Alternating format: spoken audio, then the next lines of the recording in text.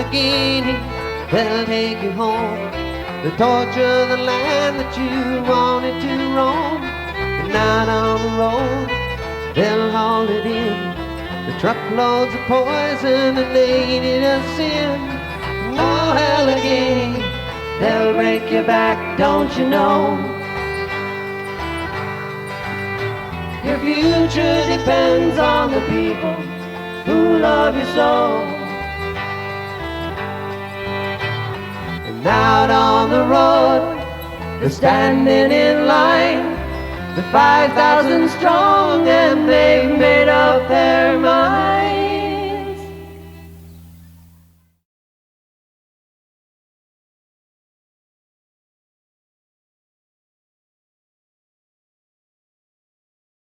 Gary Ostrower went to Alfred University starting in 1957 and graduated 4 years later.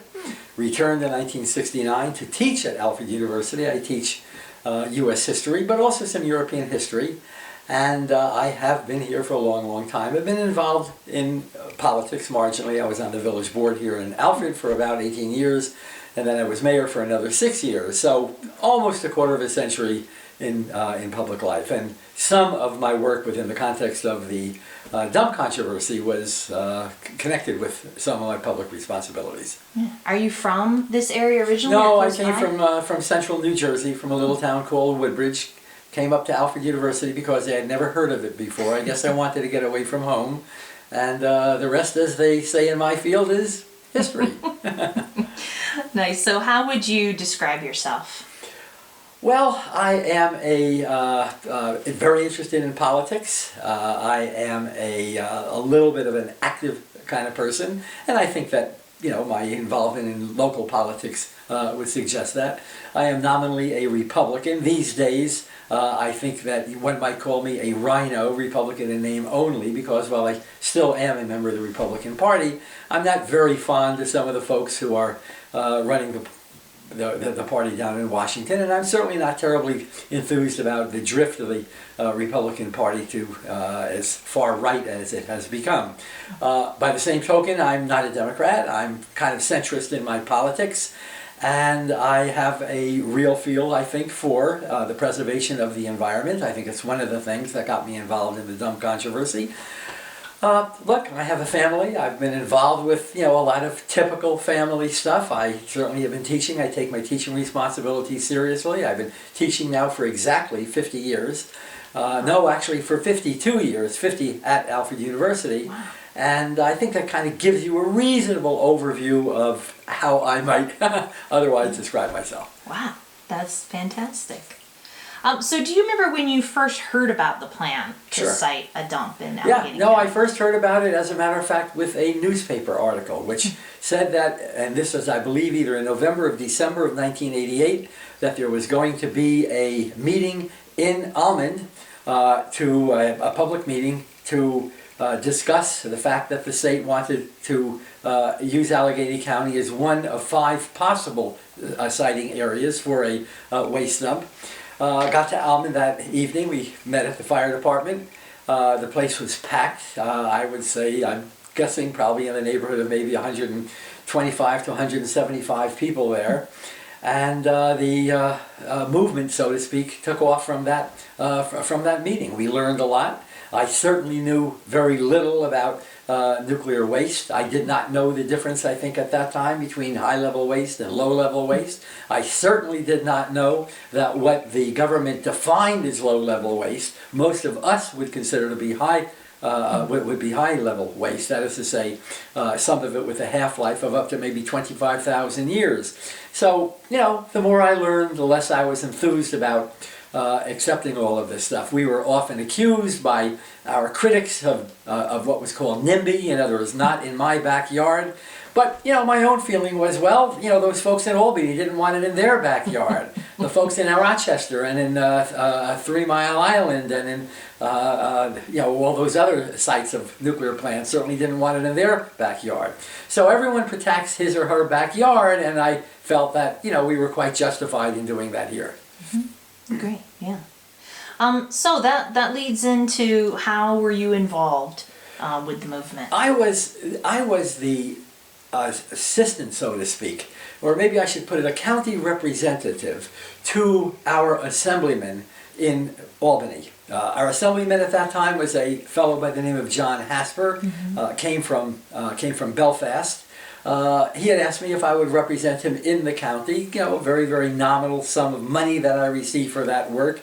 But by the same token, it gave me a chance to get to know quite a number of people in different town boards and village boards, and both Democrats and Republicans and so forth. Got me a little bit more involved in public life than I had been. And I was already, of course, at that time, a village trustee. And so I was kind of his right-hand man.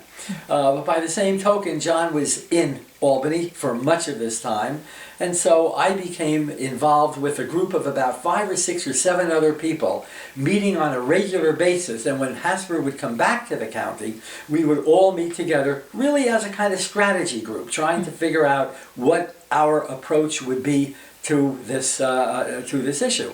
I had another position, and that is I was appointed to head up what was called a technical committee, the Allegany County Technical Committee.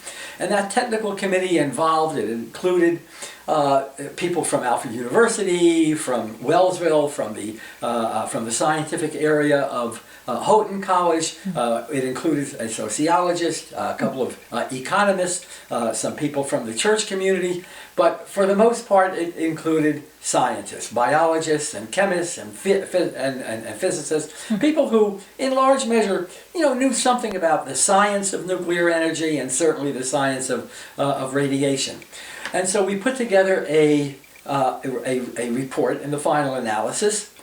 It was a fairly extensive report, and it was essentially a response to a series of documents that the state had provided, that the Siting Commission had provided. And the Siting Commission was a group of, basically 3 people who were going to make the decision as to whether or not the dump should be here, or near Corning, or elsewhere in New York State. And we provided, I think, a very honest response. I mean, on one level it's political in the sense that it certainly offered a critical perspective on what the state was trying to do. But more importantly, it provided a reasonably coherent and I think scientifically very valid, and therefore had to be taken seriously, a scientifically valid response to some of the claims that they had made that really turned out either to be misleading or in some cases simply untrue.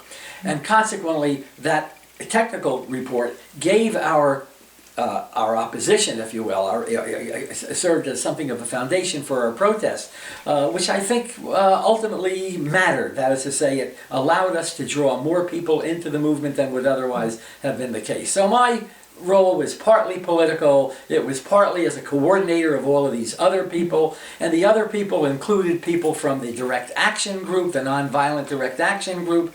It included people from what was called CCAC, that was led by a fellow named Steve Myers from Almond, who was a very, very driven guy. I mean, this guy was absolutely single-minded, reminded me in some ways of Ralph Nader, had absolutely no sense of humor whatsoever, but by the same token, his focus and his energy, I think, was certainly helpful to the movement. Jim Lucy was one of the people involved in the direct action side of this whole thing. Stuart Campbell from Alfred University, Tom Peterson, who was, I think, an especially effective member of that opposition group, again, on the direct action side, was helping us. And we also did something else. And that is that we brought into the protest, if you will, lawyers. And so our response really was kind of five-fold. I hope I'm going to remember all 5 of these things. Part of it was political, through John Hasper in Albany. Part of it was political through some of the contacts that we had in Belmont, in other words, in our county seat. Secondly, we had the grassroots a popular organization. That was the CCAC, and it grew to a large, it included a large number of people who were actively involved, who would show up when the Siting Commission appeared at one point or at another point. The CCAC would often have anywhere from maybe 75 to maybe 500 people there to greet them. It included, of course, the direct action, the nonviolent nonviolent resistance. And these are people who might simply refuse to move when they were told to move, so that the siting commission could quite literally move its vehicles onto a site. And they were arrested more than once. At least many of them were arrested more than once. There was also the technical side. That's where I came in with my technical committee. And so we were trying to provide a kind of, how shall I put it, sort of an educational response to what they were doing. And finally, there was the legal side. We had a fellow by the name of Seagar from Buffalo, who ultimately filed a case against New York State, against what the state was trying to do here, that eventually went to the Supreme Court of the United States, and we won. I mean, not very many cases make it to the Supreme Court. Very, very few make it to the Supreme Court. Our case did make it, and not only did it make it, but we actually won the case. It was an Amendment 10 case having to do with state responsibilities versus federal responsibilities, and that also, of course, very, very much hindered the state from going ahead with what they wanted to do. Wow. No, right. And you also spoke at the meeting at Belfast, right? Yeah, I did. I gave what I guess in retrospect I call a pretty rousing speech, in which I essentially accused members of the Siting Commission of avoiding their own moral responsibility. I mean, basically what they were doing, they had orders. They had to find a site. And in the final analysis, they couldn't have given a care whether or not it was going to destroy our environment, whether it was going to modify the environment, whether it was going to improve the environment. These guys were, in a sense, functionaries. And when that became increasingly clear, I think, it gave us a foot up. But that meeting in Belfast contained about, I'm going to guess, maybe 5,000 people altogether, which, when you think about it, is about 1/10 of the entire population of Allegany County, and that entire population includes elderly people who could not possibly have gotten there, children and so forth. So, of the active adult population, it was close to a third. It was a remarkable meeting. It included the Amish, it included educated people from Alfred University and Houghton College and so forth. It included professionals, many members of the legal community here in the county. It included farmers, blue-collar people. It included a handful of students. I think that, from my perspective, one of the remarkable elements of this entire affair was the degree to which it cut across all lines. Political lines, so that Republicans were involved, Democrats were involved, liberals were involved, conservatives were involved. I think that most of us, the vast majority of us, not all, but the vast majority of us, saw this as a threat to our way of life. And it was on that basis that we were really willing to spend the amount of time, and it was a lot of time, to block the state from doing what the state wanted to do to us. Right. And would you say that was the best part about this time, or are there some other things that stood out to you? Well, I think that, in a sense, it's certainly one of the better parts of it. I have a concept of democracy. I take democracy pretty seriously. And for me, democracy involves a lot more than merely voting. Okay, so voting is obviously very, very important. But I guess I describe it as kind of a functional definition of democracy, which means, in other words, that you get involved in doing things. And those doing things may be volunteer activities. Those doing things may be serving on boards such as the planning board of the different communities here in the county, or the fire departments, or the zoning appeal boards, or whatever. It could be the Lions Club, charitable activities in one way or another. In other words, I think that we all have a responsibility to our communities that goes far beyond merely casting a ballot. I mean, unfortunately, today, 2019, a lot of people don't even bother casting a ballot. But I think that, the way in which the county mobilized over the dump issue, as I say, cutting across all of these occupational, religious, political, ideological lines, I think that was a rather cheering moment in at least my own experience. Yeah. And so if that was some of the highlights, what were some of the worst parts about this time, for you personally, maybe even? Well, to be honest, I don't think I had a worse time. I was often rather cheered by the amount of support that we were getting. We were getting support from people, frankly, from whom I did not expect it. Were there disappointments? No, sure. There were certain people at the university, for instance, Alfred University, who I felt could have, gotten involved and were quite willing to simply sit on their hands. I think that, there are some people who define their politics not so much in terms of what they want, but who they don't want to cooperate with. I think that was also true at Alfred State College, which at the time wasn't even called Alfred State College. I think it was true at Houghton. I think it was true probably in other areas of the... So, there was support that I suppose we wish we had, which we didn't get. But having said that, overwhelmingly, okay, this is not a, kind of 50-50 kind of thing. We had a great deal of support, and I did find that, of course, very, very challenging. The other thing I would say is the way in which the press covered this. We received a good deal of press coverage in Rochester, from the Buffalo News and so forth. And on one level, we wanted that coverage. We certainly invited that coverage. We were, welcoming of those reporters. But in retrospect, I think from their perspective, we were just entertainment.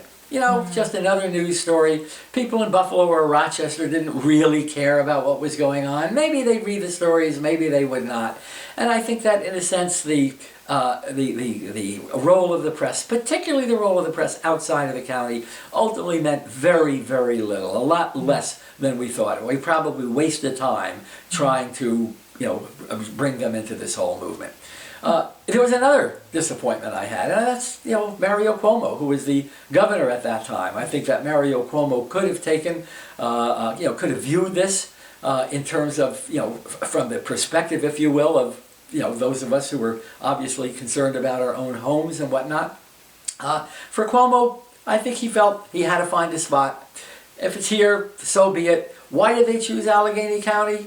I don't know. I mean, we're rural. There's a lot of open land. So maybe that's part of the answer. I think some of it may have been, and this may be a little bit cynical, but I'm not sure I'm incorrect, that we were Republican. It was an overly Republican area, hadn't supported him. So, why not put it in Allegany County? Punish those folks rather than the people who perhaps he was a little more sympathetic to in places like Oneonta or... not Oneonta, but Oneida or Corning. I certainly feel in some ways justified at this late date in offering thanks, really, to certain people who one might not have had to thank. For instance, the sheriff, Larry Scholes, turned out to be very sympathetic to the protesters. Larry Scholes did his job. In every serious way, I think, he met his responsibilities as county sheriff. But he never went over the line. He never, in a sense, treated people badly. He treated them, if you will, with the respect that I think most of us believed we deserved. And it wasn't just Larry Scholes. I think there are other officials who, of whom I would say the same thing, including John Hasper. Mm-hmm. Oh, great. What do you think made the biggest impact on you overall? Overall, I think it was what I described before, the degree to which there are some things that simply are non-political. Non-political in the sense that, maybe I shouldn't use the word non-political. I think more accurately, non-partisan. Okay? There really was, I don't remember at all any comment about this person being a Republican and this person being a Democrat, and therefore we can't trust him or her or whatever.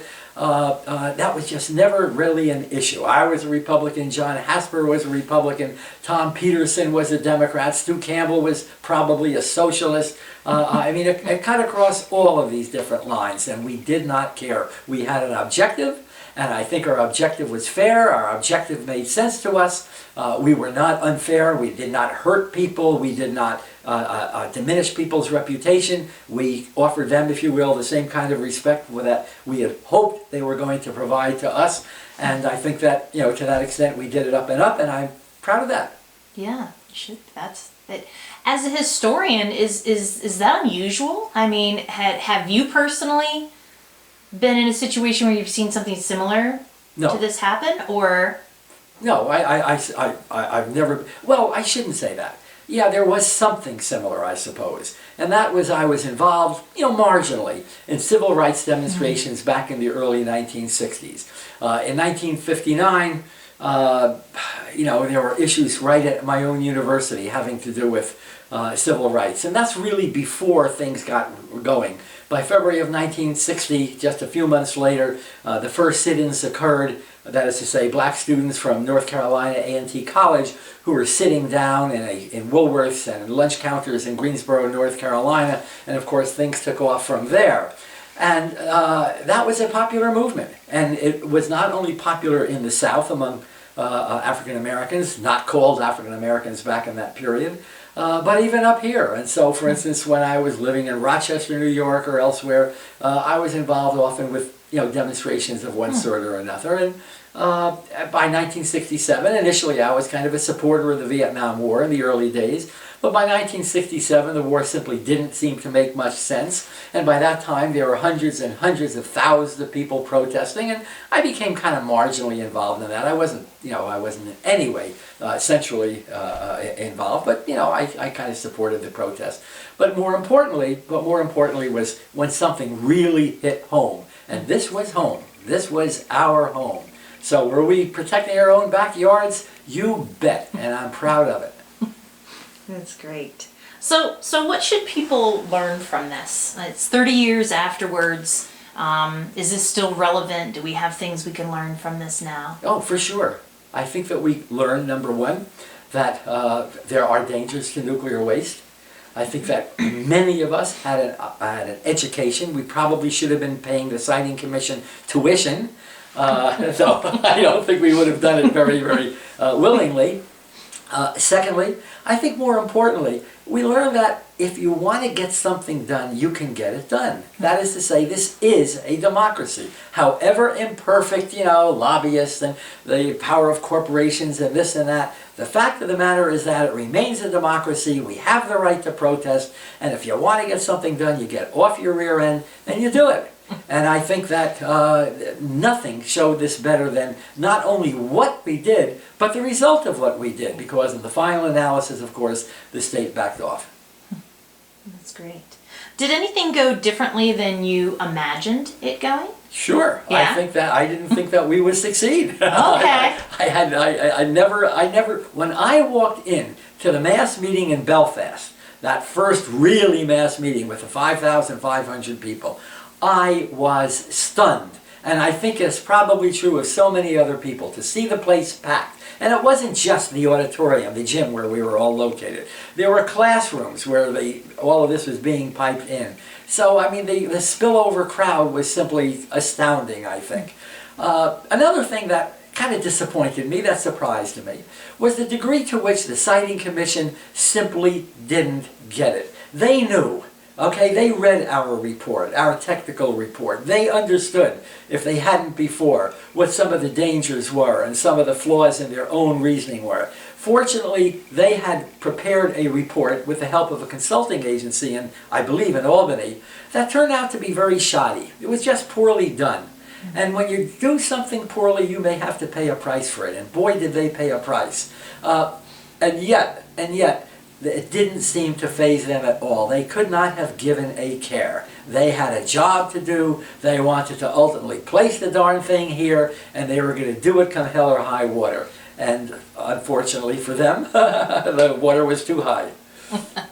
Did you ever hear from anyone on the Siting Commission again in the news or person? No, I don't think they had any desire whatsoever to even hear the words Allegany County again. Turned out to be. I was very pleasantly surprised at the degree to which John Hasper, who in many ways is a fairly traditional conservative Republican, was willing to pitch in and really get involved. I mean, he came to see this not simply as, an opportunity for political advantage. I think that he was every bit as committed in terms of, understanding what the state wanted to do as the rest of us. And I think that, in that sense, for those of us who may be, how shall I put it, respectful of the educational process, yeah, he was being educated just as we were being educated. I think it worked to the advantage of all of us.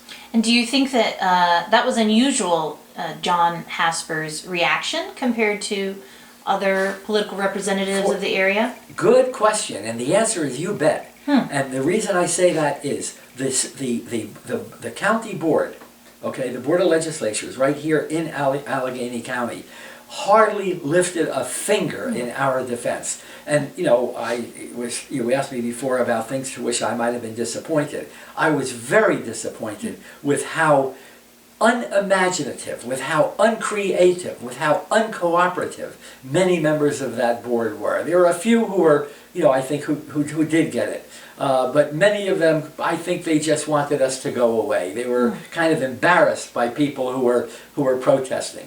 We Americans are very good when it comes to saying we have the right to protest. We have a First Amendment and everyone has, freedom of speech and freedom of the press and so forth and so on. We encourage the people to dissent until they dissent. And then we're not so crazy about dissent. And that was certainly the case with a number of the members of the legislature. They could have done, I think, a lot more than they did. What do you think made Hasper different? It's hard to say. I mean, I'm not difficult to get inside of his head. Sure. I think that he simply, look, of all of these politicians, some people I think really kind of understood. Maybe to a certain extent, initially at least, maybe he simply recognized with 5,000 people there, it's in his interest, his political interest, to get involved. But I can certainly say that by the end of this whole process, John Hasper was every bit as serious in respect to an understanding of why this dump should not have been placed here, why the state had not done its homework, why the state had not taken low-level waste as seriously as they should. So I mean, I felt very comfortable, very, very comfortable working with him. Politically, I stood certainly to the left of John Hasper. I was a very moderate Republican, kind of a Rockefeller Republican, we used to say years ago. But I came to have a lot of respect for John. Nice. That's great. Was he the most influential person to you in this movement, or? No, I don't know that there was a single most influential person. I think that it was a shared responsibility, kind of collective responsibility. Not that it was initially designed that way, but, in its own way, because we did have these different tacks. People were, genuinely important in one of those areas or another. Steve Myers, Jim Lucy, certainly Tom Peterson, Stuart Campbell, I think were critical. Okay, they formed a kind of inner core. But there were others of us who were kind of part of that core. I mean, we were, I look at myself as standing a little bit apart because I, for instance, given my political role, I was unwilling to become to get arrested during that period. I felt that in some ways it would damage my credibility. And they were not. I mean, they were quite out there, and I sometimes felt, maybe I should be a little bit more, if you will, willing to get, to do the direct action. But I think in retrospect, my instincts were probably correct. We all have different roles to play, and collectively, I think it worked together. I think that it, like 5 different fingers on a hand, ultimately making a pretty sturdy fist. Yeah. How would you like to be remembered in terms of connected to this movement? No more, no less than the relatively small but not insignificant role that I had. I think I did my bit, and I'm proud of what I did. And for that, sure, I hope that I'm remembered. I think that, there's not going to be a large monument to Gary Ostrower or to Gary Ostrower and Stu Campbell and Tom Peterson and the rest of us and so forth. When you walk into Allegany County or drive into Allegany County, there's no recognition that we did something that was really rather, I don't want to say unique, because it wasn't unique, but it was certainly unusual, and it was important. We've gone back to living our normal lives. I don't think about the dump controversy very often, but as I do reflect back within the context, say, of an interview like this, I'm very proud of what we did. I think we did just fine. And I hope that people will read Tom Peterson's book.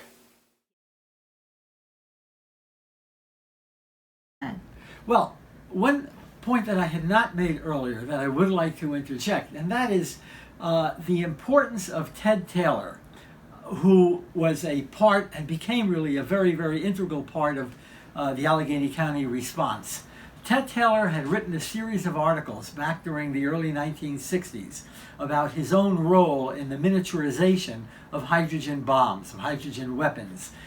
He was a Princeton University physicist. He played a very, very important role in the Atomic Energy Commission and the DOD's, the Department of Defense's, efforts to make a hydrogen bomb deliverable.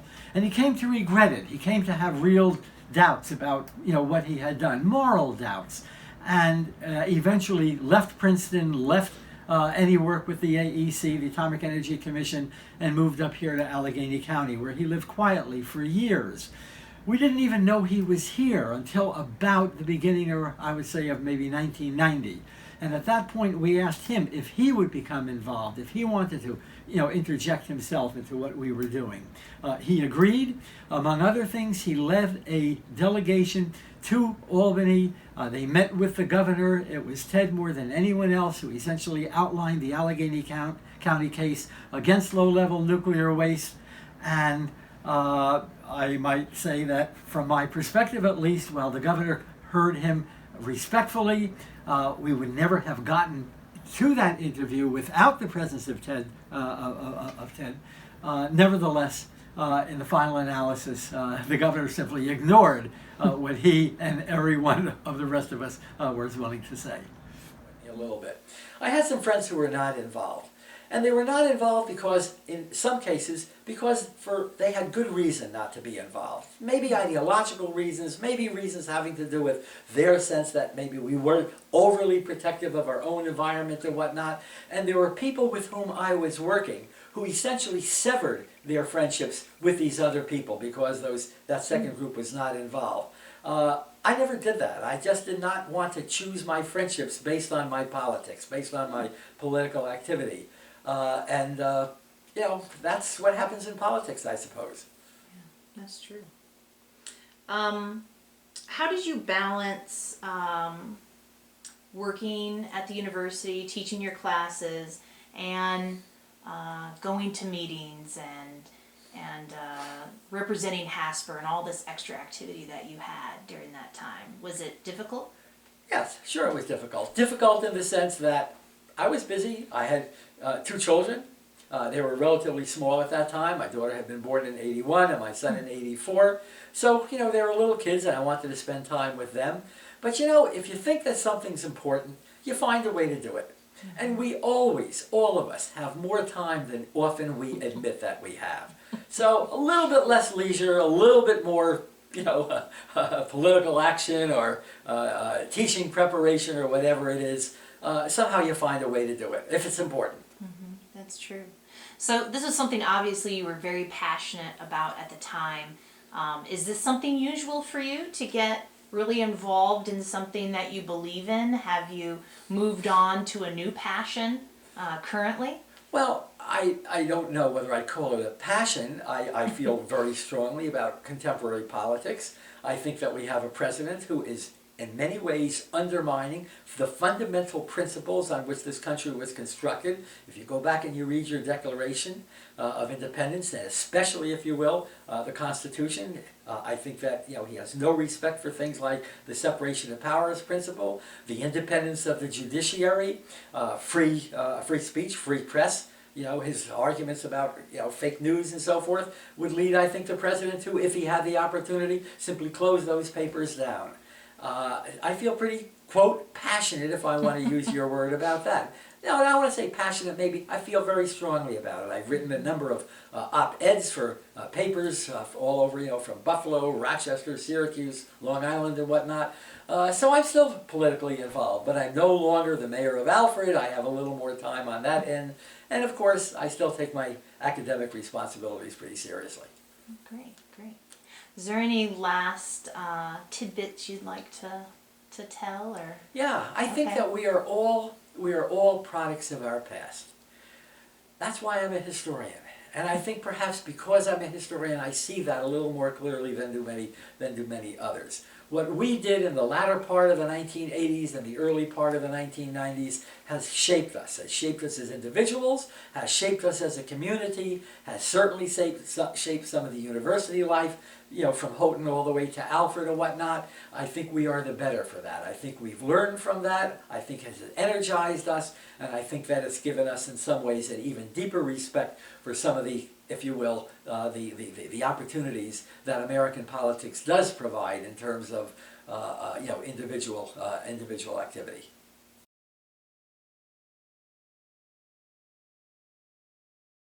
My name is Ostrower. I am from Alfred, and I'm speaking for myself and not for my many employers. I wanted to comment, kind of follow up to one thing that the woman who just spoke said. My guess is that wherever this dump turns out to be, whether it's this county or any of the other 9 counties, eventually we will indeed have a high-level dump in that area. I don't know the difference between an icicle and an isotope, but I do know something about polymers.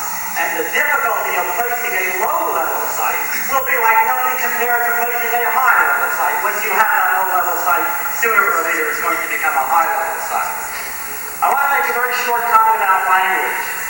My impression is that the Commission is somewhat uneasy with the term dump. You're somewhat more comfortable with the term storage facility. And I assure you I am quite willing to call this dump a storage facility. I'm willing, that is, if you're willing to call a cemetery a storage facility.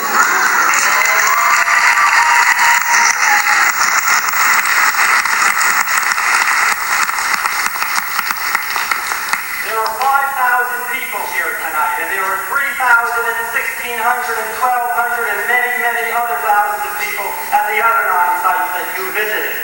And these numbers are telling us something. And I think they're telling us more than that people here don't want to dump in their own backyard.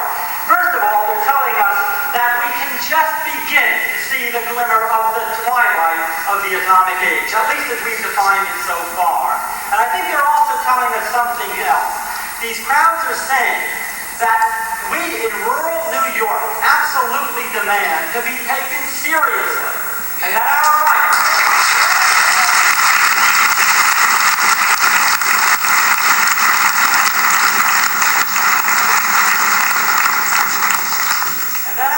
including the rights that Steve Myers alluded to in the very first statement that we heard this evening, including the right to life and security, which is encompassed in the right to life, that they be taken seriously. People south and east of the Tappan Zee Bridge may not know where Allegany County is. They may not care where Allegany County is. Perhaps if they think of us, that is to say, if they bother to think of us at all, they may think of us as the West Virginia of New York State. And they may well believe that we are expendable. But we are not expendable. Everyone here knows that. We demand to be counted, and you should make no mistake at least about that.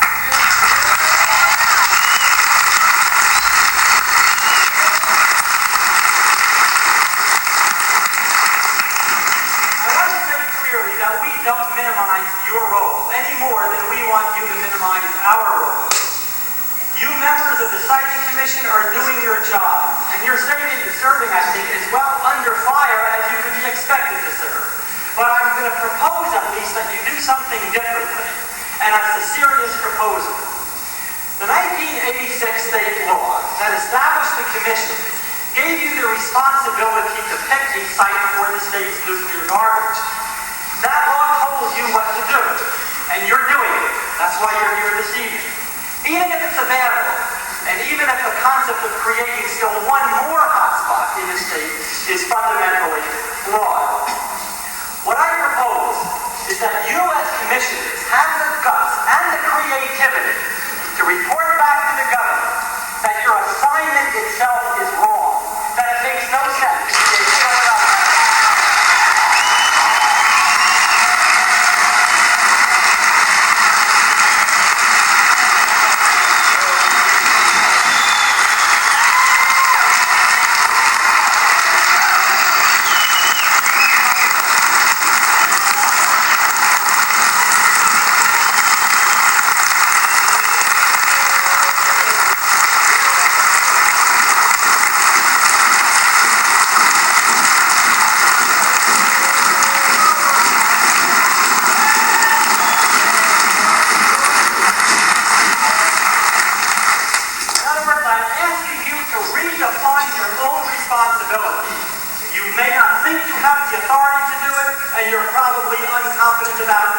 challenging the existing parameters of state law. But that's essentially what I'm asking you to do.